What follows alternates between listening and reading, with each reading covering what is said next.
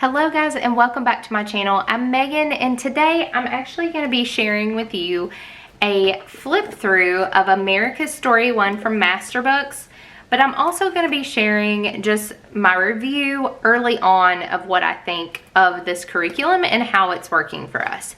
So just a little backstory. I am a mom of 6 kids. 4 of them are actual school age, and this curriculum is specifically written more for 3rd through 6th grade, but my 2 younger school age ones are in kindergarten and 1st, and they are tagging along with this. But also I'm teaching this class in our homeschool co-op, so I'm teaching it 1 day a week there, and then we are doing it also in our home throughout the week.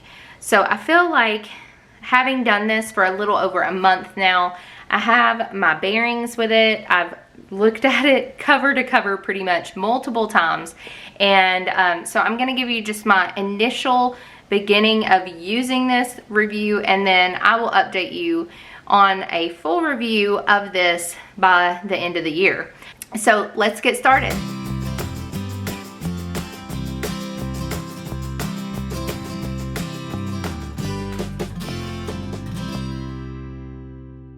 So let's get started on this. So I'm going to give you a little bit of information about this curriculum. It is by Masterbooks, as you can see, and there is actually 3 different parts to this curriculum. However, each part is meant to be done in a year. So this curriculum right here is meant to be done in 1 year, America's Story 2 in another year, and America's Story 3 in a 3rd year. First, let me show you just a look inside the student book. So this is your student textbook, okay? So this is done by Angela Odell. So in this curriculum, she writes a lot of times from her own kind of perspective, as if she's telling the story. But there is, like I said, it's some good information. So this is kind of a look inside here. So you start with Native American people groups, and the pictures in here are really nice. And then you get into Leif Erikson.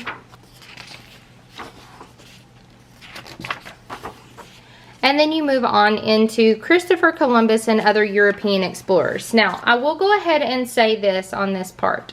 So it does talk, of course, a lot about Christopher Columbus, as pretty much everything does. But it just kind of barely touches on the other explorers. It just mentions them. This is all you get for, and several explorers are mentioned. Explorers like Vespucci and Ponce de Leon, a lot of those explorers and conquistadors that actually have a lot of good information to teach in them. And so I just want to start by saying, pointing out that in there, that there isn't a whole lot of information on those other explorers. They're just kind of glossed over. There again is some really great pictures. Then you move into where it talks about Jamestown and the lost colony of Roanoke. And then into the Pilgrims. And there are, as I said, some really great pictures. Then you move into Squanto and the first Thanksgiving. Then there is life in the colony. So this is where it talks about a bit about the Salem witch trials and the things that went on there. The voyage of Henry Hudson, Jonathan Edwards. And here's some more about Salem. And then about William Penn. William Wilberforce, slaves in the American colonies. George Washington. The winds of change in the English colonies. So I believe this is when you start getting up to right before the American Revolution. Yes, the Boston Tea Party.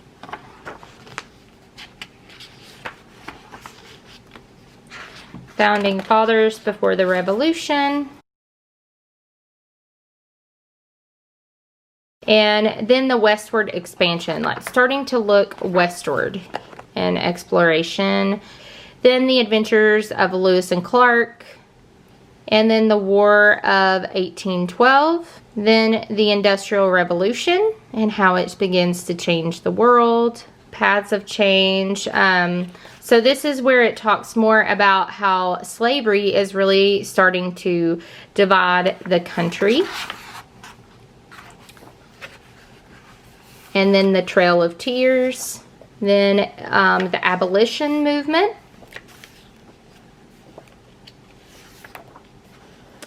The story of the Alamo. The Great Journey West. So again, more about expanding westward.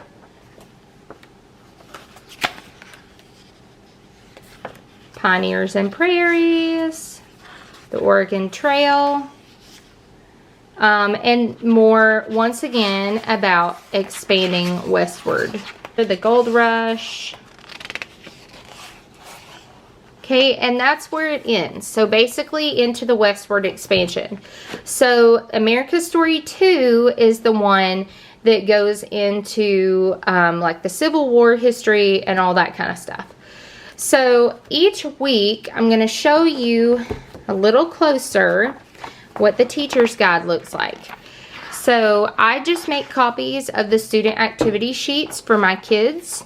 And as you can see, as I said, this is for 3rd through 6th grade. It says approximately 45 minutes per lesson, 4 to 5 days a week. Honestly, it doesn't take that long, ever, for us. So, and I'll show you how I break this down. So, this just shows you everything that's included in the teacher's guide. There's supply lists, oral narration, questions and answers, draw and write pages, map components, answer keys, a glossary, mini project pages, timeline, manipulative, but it's not really a manipulative, it's just you make copies of timeline pieces. A book of prayers for my country, and artist study. And then there's teaching tips for struggling learners here.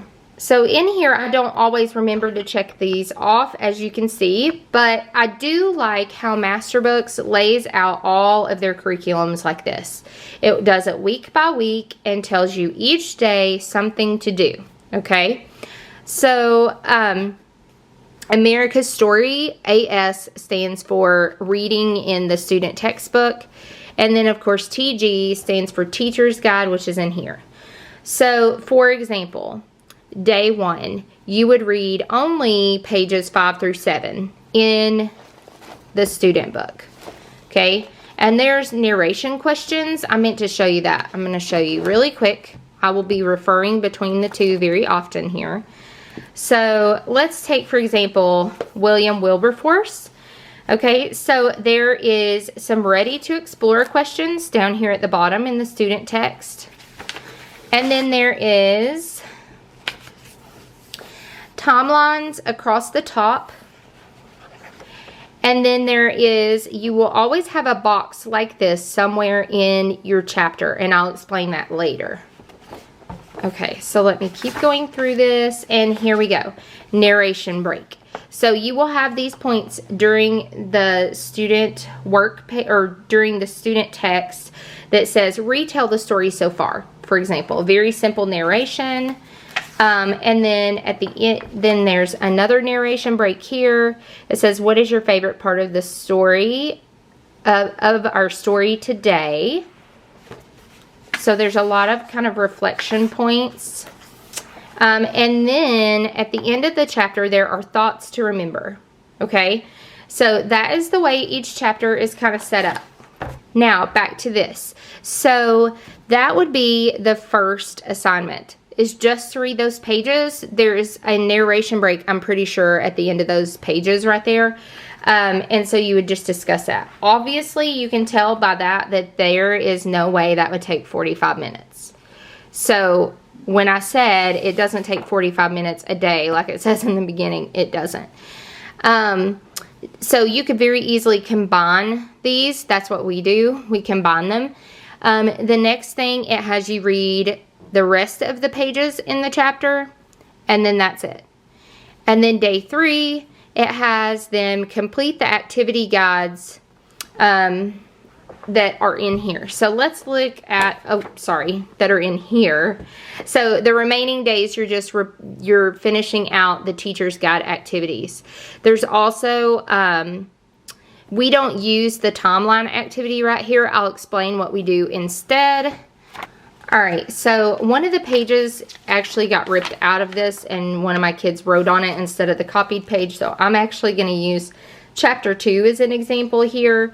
So this is what you'll see in each chapter. It will give you kind of a note to the parents and teacher, materials that you'll need for the chapter, and then oral narration questions and answers that you'll ask, and then some optional digging deeper things, okay? So like, for example, here, this is the Leif Erikson chapter, and it says, do a little research about Aristotle and his teacher Plato to discover what they wrote and taught about the earth being the center of the universe. Find and discuss other erroneous teachings that were widely embraced by Aristotle. For example, spontaneous generation. If you do talk about spontaneous generation, there is a tight connection between this theory and the theory of evolution, something from nothing. So take a moment to reconfirm what the Bible says in Genesis 1 through 2, about what happens in the beginning. So I do like that it gives some leading things here. If you want to, you can have your student do like a written narration. For older students especially, I actually don't use that. My oldest is in 5th grade, but I still just don't use that. So this is what most of the pages look like for day 1. They are always a drawing page, and I'm going to tell you how I use this. So I always pass out the first page of the student sheets on the first day that I am reading, from the textbook. So while I am reading, they are drawing their Viking ship. Okay, so it keeps their hands busy and their minds and ears listening. Okay, and so then of course I ask the narration questions and ask other questions, just leading questions to check for comprehension and everything. So then after we read, I have them do the next page. And so, for example, what did you learn about Eric the Red and Leif Erikson this week? Imagine you're sailing on a Viking ship. Write a short letter to your best friend describing your ship. Plan Leif's ocean voyage. What supplies do you think you need, and what may you need to restock when you reach America? So supplies and supplies to restock. Okay, so that is the student sheet. The first 2 student sheets for that. Then the next time that we do history in the week, then we review what we've read, we look back through the pictures and kind of narrate our way through everything, and also pull in some other resources, which I'll talk about later. And then we complete the other student sheets. So for example, Leif Erikson, the Christian Viking. Okay, so you find these geographical locations on the globe or atlas. Super easy. I mean, they just check it off. We find them together and they check it off. Then down here, they are creating a map to show where to go and where to land in the Americas. Okay, so it talks about how Leif landed more than likely in Newfoundland, and so they want them to draw out just a basic map here, and so my kids actually really did enjoy that. So there's some geography kind of things in there. And then on this side, the next side, every single time it's going to say, did you find the chapter's word? Okay, so what that is, when I said earlier I would show you this, hold on. I'm going to show you. Anytime that you see a word in this little box looking thing, that is the word that they're talking about. So for example, the one in this chapter is globe, for the chapter about Columbus. So all they do is write globe.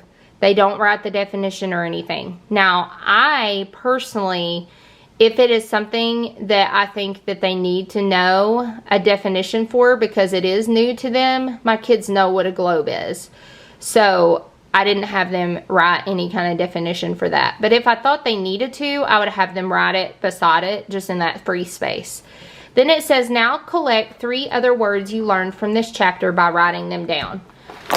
Okay, so this is what I have them do. I have them go through, and anytime there are bold words in here, or anytime there is something that sticks out to them, that was new to them, that interested them, I have them write that down in those spaces.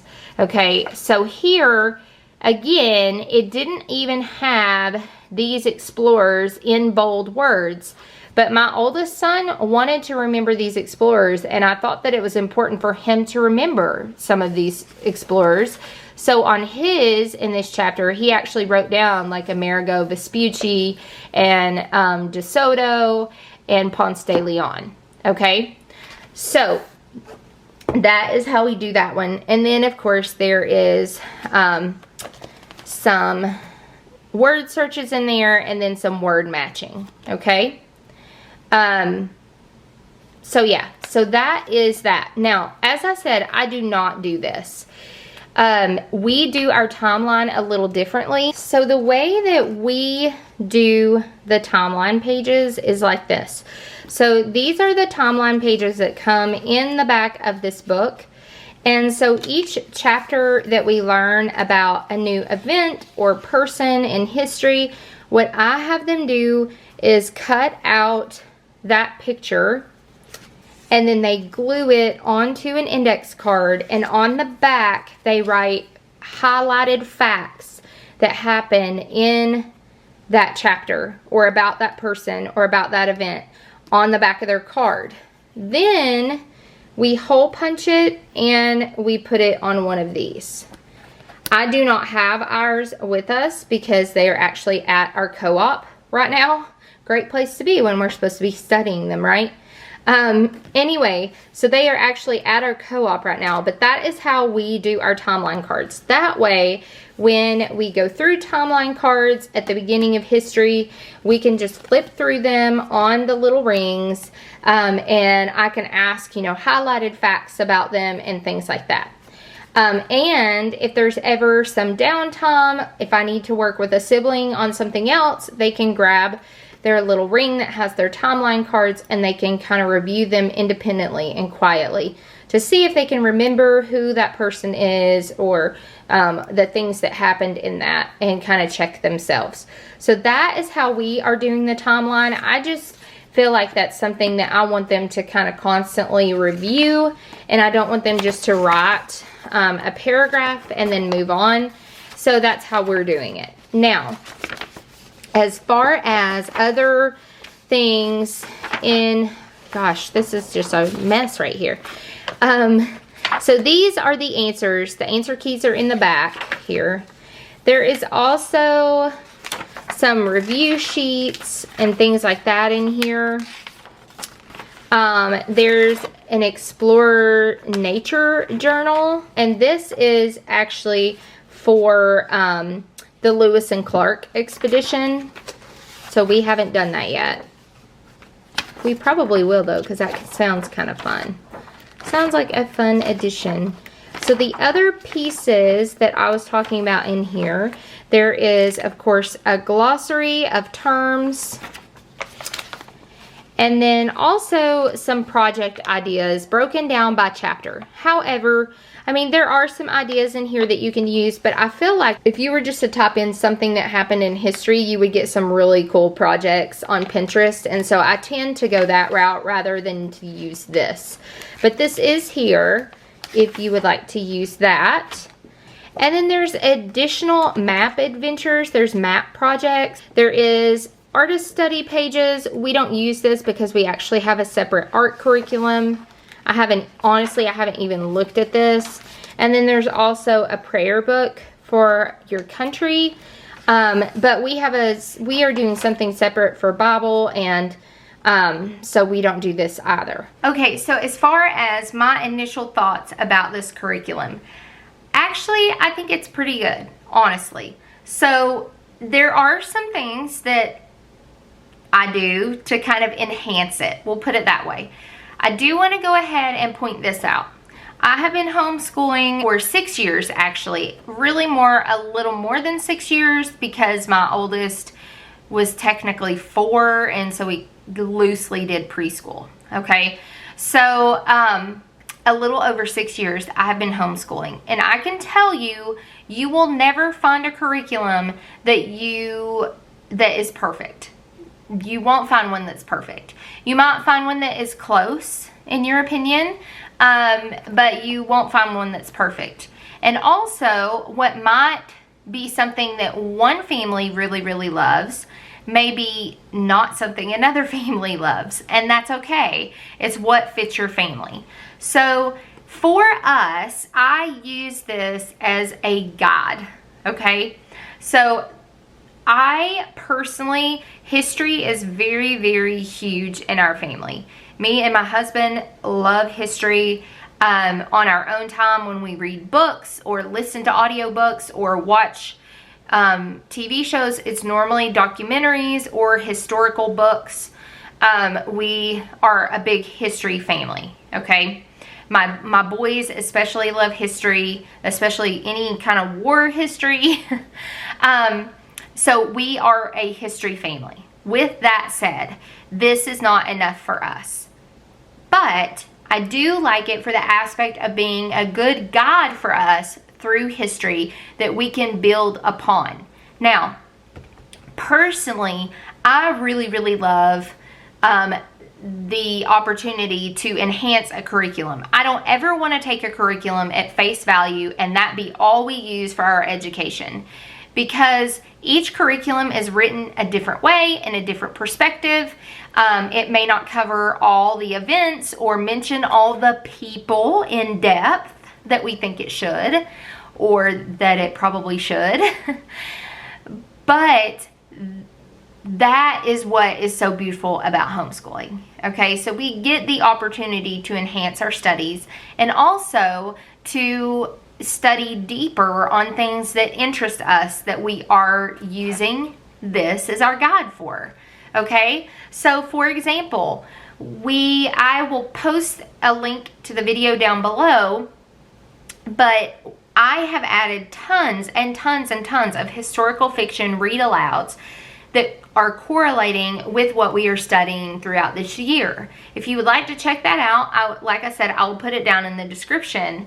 But that's really important to us as well. And that's actually our literature component in our homeschool, is the read-alouds that I chose to correlate with these historical points. The other thing is I actually really love the history curriculum Story of the World from Well Trained Mind. Love it. But I went this route this year because I'm teaching this at our co-op. And so we are still using Story of the World Volume 3 just as a read aloud along with this curriculum.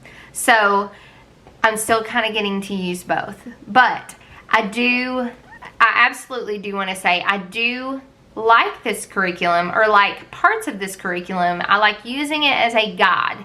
So that's kind of my first impressions so far, and my review so far. You know, I mentioned that there were some things in there that I wish they had expounded on, and I'm sure I'll find more of those.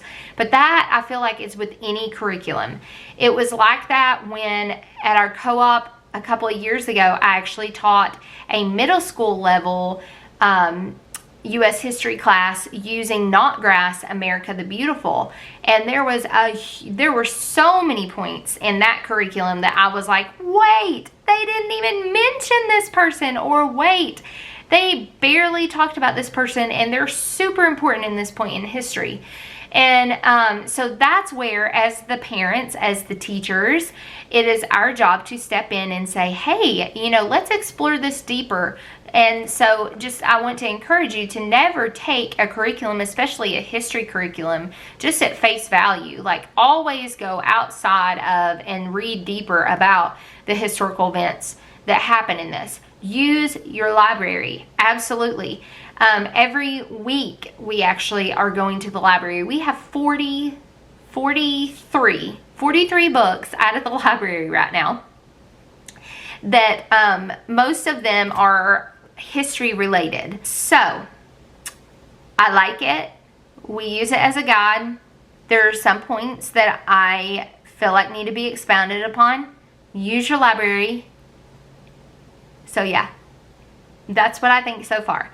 So I hope that this video has been helpful for you. If you have any questions or comments, put them down below in the comment section. I'm sure there's a lot that I didn't cover in this that you may have questions about, and I would be happy to answer those down in the comment section below. But I hope that you guys have a blessed day, and thank you so much. Push that subscribe button and that like button, and I will see you on future videos. Thanks so much, guys, and bye.